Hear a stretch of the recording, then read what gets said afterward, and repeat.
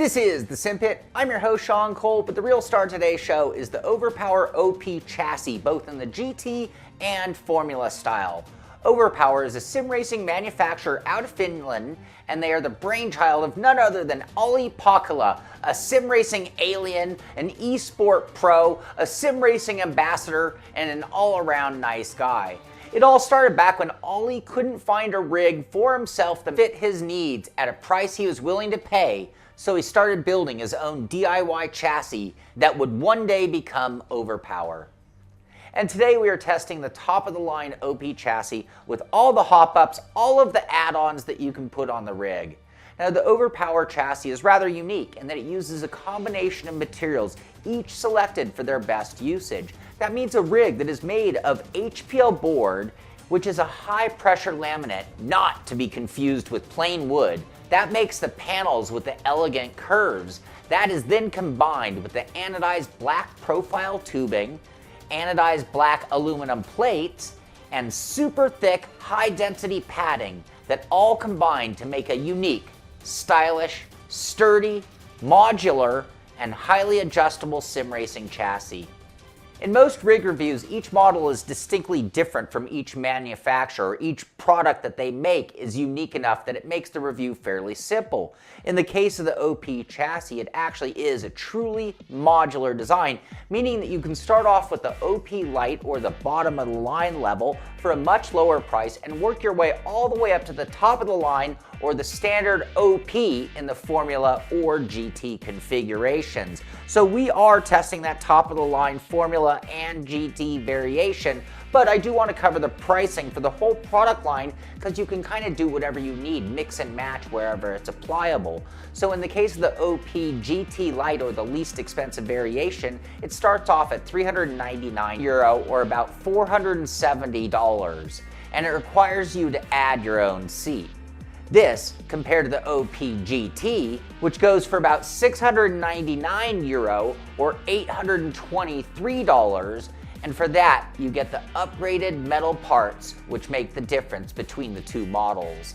The OP chassis also comes in a Formula style, with their specifically designed seat that is built into and part of the structure of the rig.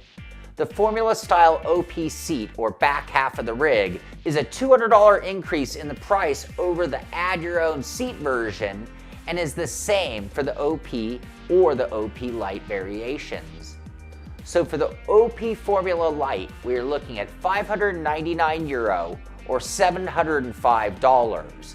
And for the flagship OP Formula, it will be €899 or $1,059. In all of the variations, the OP chassis comes in your choice of black, white, yellow, or red.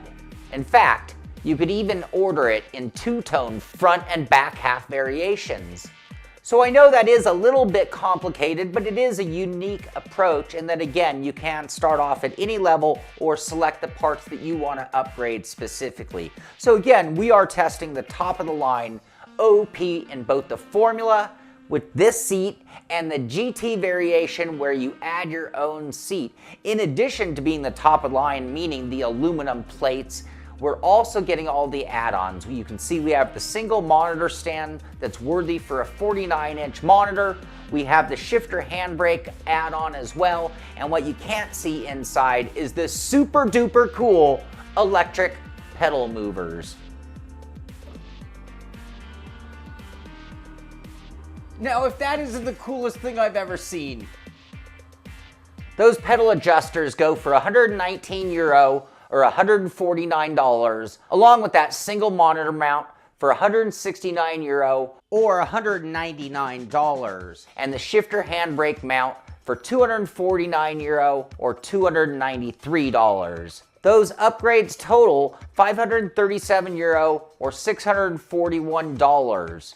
That means the total cost of €1,236 or $1,456 for the GT version and €1,436 or about $1,700 for the Formula version.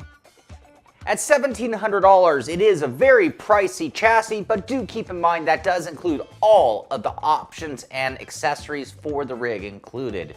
So let's go ahead and take a tour of the Overpower chassis and see what you get for your money, starting off with the front half, which is really where all of the magic happens. The side panels are this HPL board, which is both scratch and impact resistant. The side panels are each cut to an elegant racing shape and are the outside edges of the main structure. Joining these two sides together is a combination of profile aluminum tubing in several spots, along with another piece of this HPL board in the shape of a race car bulkhead connected to the profile and also joining the sides. The ends of this profile are threaded to allow them to be used as these joining pieces, and this allows the rails to be part of the adjustability of the rig. The footbox or pedal assembly of the OP chassis is very unique and is what seems to be infinitely adjustable. Starting off at the cross braces, there are two super beefy linear rails. Mounted to the rails are these heavy-duty sliders that mount to the footbox assembly. The footbox assembly is made of very thick anodized in black aluminum plates. It is built up of 4 pieces, 2 side plates, each channeled for adjustability, and then mounted to those linear sliders. These are also connected together by a cross brace and then a big, thick, pre-drilled for just about anything pedal deck to complete the pedal assembly. We also have the upgrade for the electric pedal adjuster that mounts between the bulkhead and the pedal assembly. When operated, the entire pedal assembly electronically moves for adjustment. Also within the front half of the OP chassis is something very unique to this rig, that being a lower calf support that you can actually adjust to take pressure off your heels while driving. The support is padded and is also adjustable in height and angle, and even a little bit of distance as it mounts to 4 small pieces of profile. Looking towards the top of the front half of the OP chassis is the wheel deck. It starts out with a very thick aluminum plate that is pre-drilled for most wheels on the market.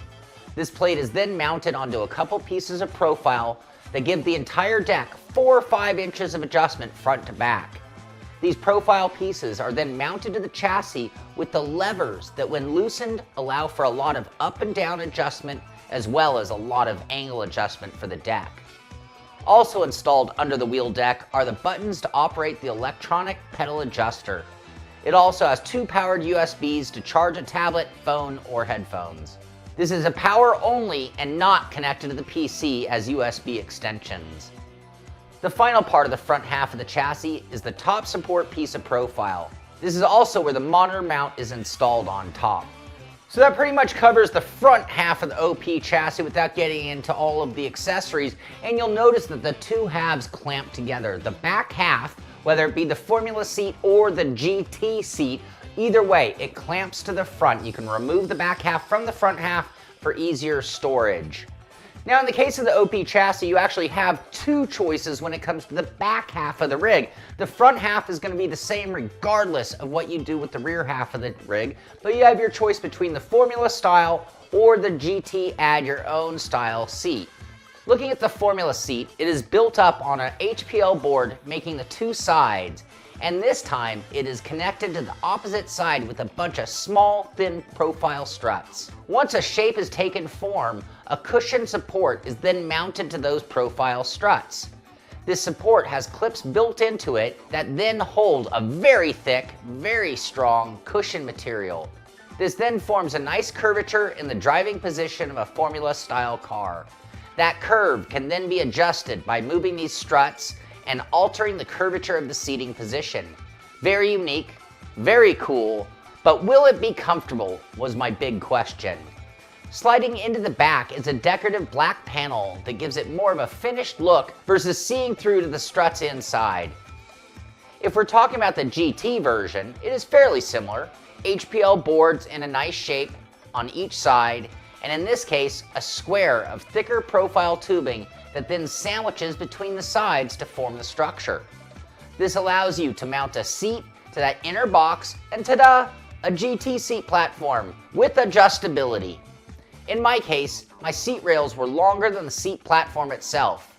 I then added a couple of profile struts to adapt those rails to the OP base. It doesn't look quite as nice as stuff from Overpower, but it did get the job done. For both the Formula seat and the GT Add Your Own version, the back section then clamps or connects to the front section with 4 latches that firmly hold them together. In addition to the OP chassis and that cool electronic pedal adjuster, I also got the single monitor mount and the shifter handbrake mount or adapter for the rig as well. The monitor mount attaches to the top cross brace of the front portion of the chassis. The bottom portion of the monitor stand is made up of an aluminum plate at the base with HPL sides that are cut into an angle.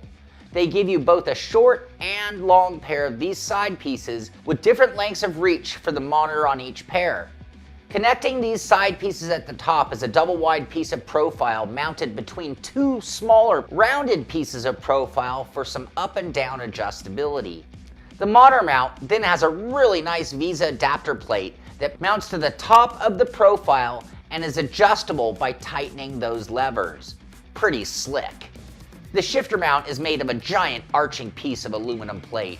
It connects to 2 spots on the rear section and then a single spot on the front section with an easy to remove tightening lever. Cut into the shifter plate are 2 channels that accept the same hardware as the profile. This allows you to mount one or both of the upright plates to it and adjust their height, distance, and angle. On top of that upright plate is another plate that goes across the top to mount your devices to. This has 5 slots along it that should work with most shifters or handbrakes. With the OP formula fully built, it has a very elegant and very sleek look about it. The all black covering gives it sort of a mean, ominous look. It certainly screams race car. Kind of looks like you could just throw some wheels on it and drive it out on the track in its very form. And with that, I am dying to get out on the track and drive this thing. But before we do, let's talk about some of the adjustments that can be made. And there are a lot of adjustments the driver can do to tailor this rig to their perfect needs. The OP chassis is the most adjustable pedal assembly that I have ever tested. End of story. It is amazing how much freedom you have for height, distance, and angle adjustment for the pedal assembly. Again, endless. It seems like endless, or certainly well beyond the amount of adjustment that you would actually do. This is accomplished by using slots in those aluminum plates that use that profile hardware to allow for adjustment. Just like the way they slide and lock inside of profile tubing, they'll do the same thing inside these plates. Each side plate has 2 slots that hold the pedal plate mount between them. These slots allow for up to 10 inches of independent movement front and rear. This means that if you left it flat, you have 10 inches of up and down adjustments to the pedals and at any angle that you could possibly want. The mount that holds the pedal plate can be mounted with a range of about 3.5 inches front to back on those side plates. But the real distance adjustability is along the linear rails. In my case, motorized for 10 inches of front to back adjustment at the push of a button. If you didn't get the electronic adjuster, you would loosen the knobs and slide the mount on the linear rails and then lock them down again. Still pretty easy and still about 10 inches of adjustment. The pedal mounting plates are super solid and super thick and have a semi-generic mounting solution that should work for most pedals. Instead of a Swiss cheese pattern of holes, Overpower has gone with slots. 7 rows or 7 sets of slots going from left to right. These slots are about 15.5 inches or 381 millimeters wide for left to right placing or adjustment. The total plate size is about 18.5 inches wide by 14.5 inches front to back, or 470 millimeters wide by 368 millimeters front to back. In my case, I was using a set of Wave Italy pedals that have their own base that is extremely wide. They were just able to fit into the width of the slots, and 2 of the channels lined up perfectly. 4 bolts later, they are very firmly mounted. The wheel deck of the Overpower OP chassis is also adjustable in a variety of different ways. The deck itself mounts it to 2 struts of profile, and by changing the distance of these profile pieces on the sides, as well as moving the deck on these rails, you can manage about 9 inches or 229 millimeters of front to back distance. From there, the entire wheel deck can be adjusted up and down almost 3 inches or 76 millimeters independently, front or rear. At its extremes, the wheel deck can be pointed far more down or far more up than any driver would possibly want in this chassis. Well, it's not as much as the pedals, but it's a whole lot of wheel deck adjustment. When it comes to mounting wheels, it has all of the typical pickup points: Logitech, Thrustmaster, and Fanatec new and old school, and then we have the additional sets for everyone else. For me, I'm mounting a Fanatec podium base, and the deck was pre-drilled for all 5 of the mounting bolts on the podium, and 5 bolts later, it was mounted up nicely, very firmly. The monitor mount is also extremely adjustable on the Overpower OP chassis, and that's a good thing because you never know what size monitor you're going to be using or what configuration, and you need a lot of flexibility to get the monitor just right. Starting at the cross member at the top of the front part of the chassis, that cross member can be mounted into one of 4 different spots. This gives you 6 inches or 152 millimeters of front to back adjustability in 4 positions. Mounted to the cross brace is that bottom part of the monitor mount, and it has slots in it, allowing for another 2.5 inches or 64 millimeters of front to back adjustability. From there come those uprights of the monitor stand, and there are 2 to choose from, with a 10-inch or 254 millimeter difference in reach between the 2 sets. Ultimately, this is another adjustment to get everything just right. As far as up and down adjustment, we have a bit to work with as well. The 2 small rounded edge pieces of profile mount to the uprights, and where you mount them gives you 1 3/4 inches or 45 millimeters of up and down adjustment for the monitor. The way the front cross brace mounts to those profile pieces actually allows for that brace to be mounted 2 inches or 51 millimeters apart from the lowest to highest positions. And then finally, we have that cool Visa adapter monitor mount that with its levers can be adjusted another 5 inches or 127 millimeters of up and down adjustment. Depending on the monitor you are using, it seems that it should work with anything realistic for sim racing. With the OP chassis, we have 2 different seating options to choose from. Each kind of has their own adjustability and measurements. Starting off with the formula variation, you can loosen various levers supporting the seat cushion and then move them forward and backward. By going to the lowest setting, we have essentially lengthened the rig by a couple of inches, if you actually need that. And then secondly, you can customize the curvature of the seat to your desired curve. I found that when I sat in the rig, I could then feel a section that I wanted moved and then loosen the bar, move it, tighten the bar, and sit in the seat again to see if it was more comfortable until getting the perfect curvature of my back. A few adjustments later, the curve was exactly a match to my shape. In the case of the GT position, there is an up and down adjustment built into the base.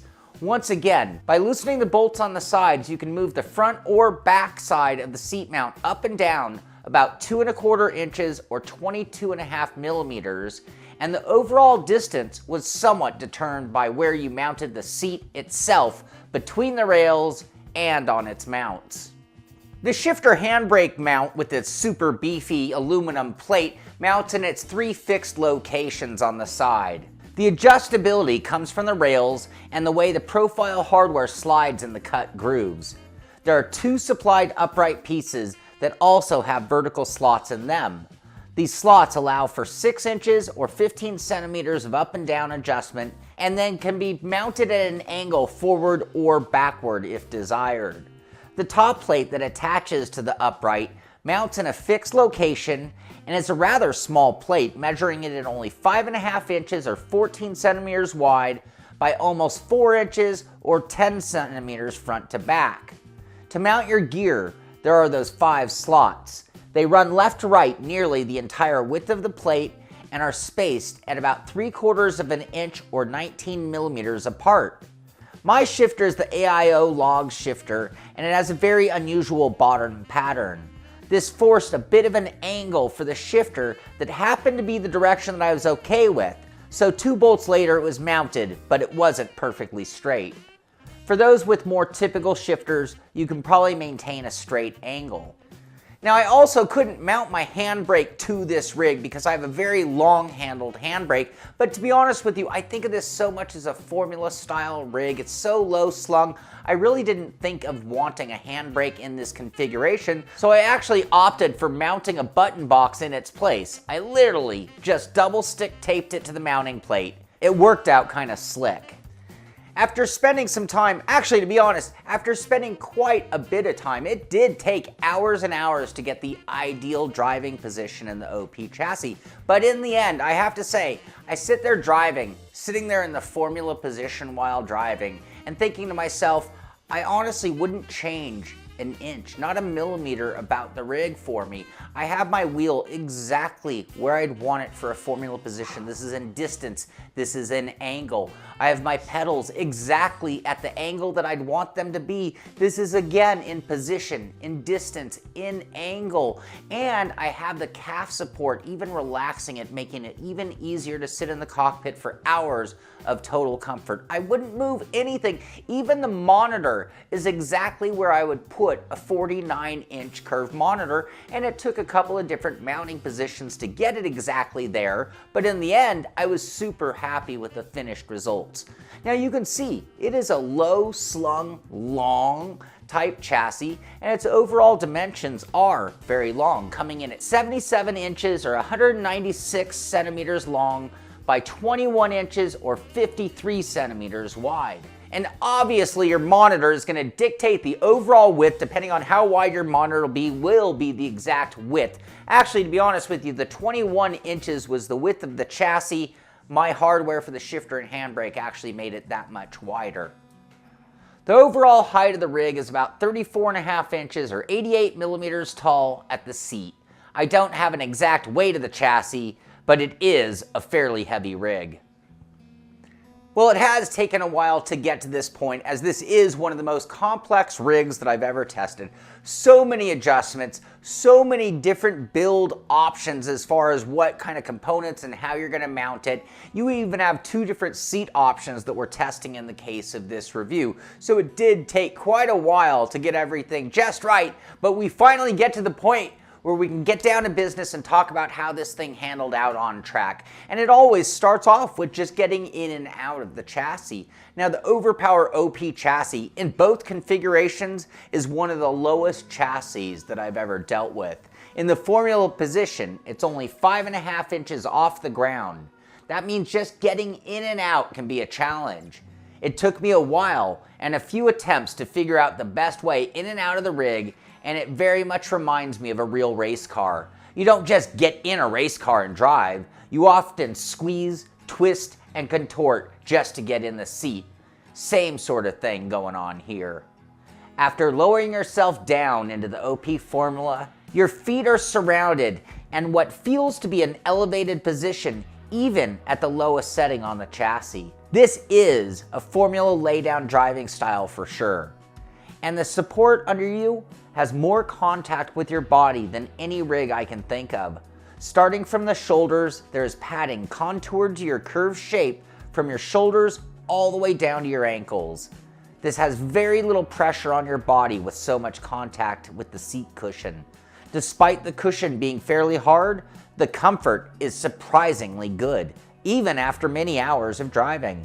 The pedal, and I don't even want to just call it a pedal deck, the pedal assembly on its whole is amazingly solid. This is a very rigid structure and it offers great performance while driving. I mean, there isn't even a hint of movement or flex happening, and there's no chance of it coming out of adjustment under a heavy load. And the adjustment ability means that there is no excuse for anything but perfection when it comes to distance, height, and angle when driving in the formula position. If it's not perfect, then you didn't adjust it right because it's within the design of the OP chassis. Not necessarily the pedal deck itself, but the calf supports feel as if they are part of the pedal assembly of the rig. In many formula position rigs that I have tested, there is nothing between your heels and the bottom of the seat, and that puts a load on your heels. It also does require a bit of energy to hold that position. but with the calf support on the OP, it requires less effort and when relaxing completely takes pressure off your heels. With it being a semi-closed in area, your feet do feel like they are down deep in the footwell of a race car. They are so deep in there that you don't even see your feet when driving, which is a first in sim racing for me. Very well done here, OP, very well done. Now, despite a huge cost of $150, we still have that electronic pedal adjuster. When kicking back in the rig for a while, I did find that I would push my pedals away for me to stretch out and then bring them back when I headed back out on track. It also worked out great when others wanted to try the rig. It was by far the easiest and quickest adjustment on the fly that I've ever dealt with. Now, the wheel deck on the OP chassis is amazingly strong as well. In fact, we need a new category of strong that is defined by like unmovable. The OP chassis front section with its construction is so strong that nothing moves at all. This included the wheel deck even when subjected to very strong forces. I raced a podium DD wheel for the most part and spent a fair amount of time driving with far more force feedback than I usually run. Still not a wiggle, not a wobble, not a twist, not a bump, twitch, or any kind of movement whatsoever. The endless amount of adjustment means that the wheel will be in the right place and right angle as well. Not only does it make driving accurate, but it actually reduces the amount of wiggle from the deck. I will say that I was almost as far forward with the wheel mount. This left me tons of adjustment towards me, but very little pushing it away further. But the podium is a very long wheelbase. In the end, like the pedals, I had everything perfect for me after spending the time dialing it in to the last millimeter of comfort. The shifter mount for the OP chassis actually worked out very well for my low profile shifter, and I think for other low profile shifters it actually works out very well. It's adjustable enough and it is very solid. However, for some of your larger accessories, larger handbrakes, larger shifters, I don't think it's going to be most ideal, but for me, being that this is mostly a Formula chassis, or the way that I most enjoyed the OP was in the Formula position, I think using a low profile sequential shifter and a button box might even be the way to go. I found this worked out very well and allowed for a good open-wheeled sequential driving feeling. It was strong and held the shifter well, but it is probably the least overbuilt part of the chassis. And what's perhaps the most fascinating about the OP chassis is its ability to hold a monitor and hold it steady. It's not just the ability to hold it steady that is fascinating to me, but also its ability to get it in the right position, which is often difficult when using a larger wheelbase. Trying to get that wheel just to the point where it's kissing the wheelbase, you can get it that exact on the OP chassis, and that really helps out for the driving and feeling while sim racing. And it did it without any movement while driving. I can't believe that I mounted a monitor this large to a rig and it had no wiggle whatsoever. So when I switched it to the GT position to test the driving, I literally had to change every aspect of the rig. Because the OP chassis' ability to get everything right to the millimeter, it just takes time. Well, you're gonna have to start over from scratch when you move to the GT position. So once again, using all the adjustability to the pedal assembly, you just have to spend the time to get it right, readjust the calf support, and then start over from scratch on the wheel again, getting everything in the exact position, but when you spend the time, you'll get it to the right point. The end result gives the same driving experience, a sim chassis that is completely tailored to you with perfect component placement and angle. It also maintained the same strength and rigidity as before and made for a very pro-level sim rig. In some cases, the GT seat variation might be easier to get in and out of due to a slightly higher seat bottom, and in some cases might also offer reclinability if that's the seat you chose. After many hours of driving, after many hours of changing the configuration and really dialing in, I would drive in the rig for a while and then think, okay, I need the pedals just this much different. And then I'd make that adjustment and go back to driving. And after even more hours, I might think, oh, you know what, everything's perfect, but a little more angle here on the wheel deck, and it will be perfect. So you just keep going back until finally you get to the point, and at this point, I have this exactly how I want it to be, and it just took multiple sessions, multiple little adjustments at times until I got it just right. In the end, I preferred the chassis in the Formula position, and I think it's best suited as a Formula style rig. With all the bells and whistles and a sticker price of €1,436 or about $1,700, it is an expensive chassis. But with all the bells and whistles, it is also a no compromise chassis. There's nothing left to do. There's nothing to be desired at this point with this chassis. But again, it is a little bit on the extreme side of pricing. Now, they do make the light version of this, which we're not showing today, but we will review that in its entirety later. And that does knock it down to €599 or $700 here in the States. Now at that price, that would be without any accessories. There would be no fancy monitor stand. There would be none of the electronic adjusters or other aluminum plates or features of the full-blown Formula model. However, for guys on a budget, for guys using a standard wheel, it would offer more than enough rigidity. It would offer a lot of the same features as far as adjustability and comfort and driving position, and it would get you into their modular design. You could always upgrade those aluminum plates later. You could always add the monitor mount. You could always add the electronic sliders later, taking it up to the full-blown Cadillac or top-of-the-line model that we're testing here today. So I know that we've covered a lot. I know there's so much to cover. It's such an intricate chassis. It's a very complicated chassis with so many adjustments and features to be made. But let's go ahead and break it down with the good, the not so good, and the bottom line. That way we'll make it perfectly clear. Starting off with the good, of course, that being it's extremely adjustable. Wheels, pedals, seat, monitor, everything is adjustable. Extremely stiff and stable. Stiff enough to hold a monitor adequately. Very cool styling. Looks cool. Looks like a race car. It is the most Formula cockpit I've driven, other than a real car chassis turned into a sim. Modular design. Upgrade to the top of the line. Compatible with all major equipment. Nice finish. Nice combination of materials in the right usage. Best integrated monitor stand tested to date. Really comfortable driving position, comfortable padding. Love the way they use profile hardware on other parts of the rig.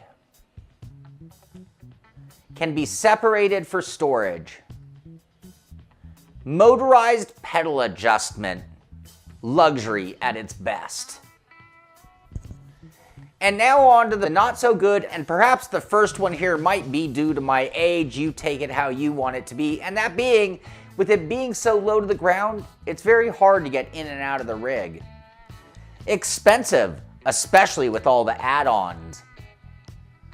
Does not like uneven floors. Edges of leg support padding seem like the edges might ruffle from getting in and out. Hard to adjust at times. Wheel deck, pedal deck. Difficult to build. Takes a lot of time just to build the Overpower OP chassis. Shifter mount didn't work with my handbrake. And now on to the bottom line. We really did review two different rigs here, and it did affect the pricing point of the chassis. So a little bit of everything we covered kind of depends on your application. Also, with the price of the accessories, everything being a little on the high side, it really did mean that each one of those changed the pricing enough that you had to take that into consideration as well. When knocking it down to its base price, even in the upgraded full OP variation, it is a very good chassis. This is a pro level sim racing chassis, and for the most part, what do I mean by that? I mean, this is one of the most rigid rigs that I've ever tested. I said it over and over throughout this review. It is the most adjustable rig that I've ever tested, and with that, when I keep saying things like complicated, intricate or the amount of time that it takes to build and adjust. I think that you have to take that into consideration as well. It means that you need to be patient. You have to have a certain level of enthusiasm for making those adjustments to get the most out of this rig. And again, that's what takes it to that pro level rig as well. If you want something that's just plug and play, there are a lot of rigs that you can choose from. But if you want a rig that is tailored to you, like a race car would be tailored to a driver, then the Overpower OP chassis in any of its configurations is going to be a top contender. It is a dedicated SimRig, meaning that it is not good for any other task, making it hard to use your keyboard and mouse, especially while sitting on the floor. The Overpower OP chassis will hold all of your gear and allow you to get everything right where you want it and hold it there wiggle free. It's rock solid, and I rarely recommend mounting to a monitor to most rigs, but in the case of the OP chassis, it holds that monitor very steadily, and it does it in a very race car looking way. This is the most in the car feel that I've ever had from a rig. And with that comes this. It's actually difficult to get into. Like I said, it's low to get into. You got to get your feet into that footwell, just like when you're getting into a real race car. And I think some people are going to think that's more than I want to deal with. And I think those looking for an authentic sim racing experience are going to appreciate the feel of getting into the OP chassis and getting all into the mentality of getting into a race car. And I think that will have appeal to many hardcore racers looking for a one-to-one type feeling. And another thing that I really came to appreciate about the Overpower OP chassis is that it is unique. It's got a look that is unique to it. It's got configuration and usage of materials that is unique to it, and it breaks the mold. I'm always talking about rigs that break the mold and do something unique and special, and I think that Olli Pahkala and the Overpower OP chassis, they've done exactly that. Something unique and something special. So I hope you've enjoyed this review. I hope I've told you everything that there is to need to know about the Overpower OP chassis in both the Formula and GT positions. There is so much to cover, and like I did say, there's also the light variation of this chassis, which we're going to do a full review of coming soon. So if you've enjoyed this video, be sure to give it a big thumbs up, and of course subscribe to the channel so you'll be notified when we have a new video coming out. Thank you for watching. This is the Simpit. I'm Sean Cole, and I'll see you on the track.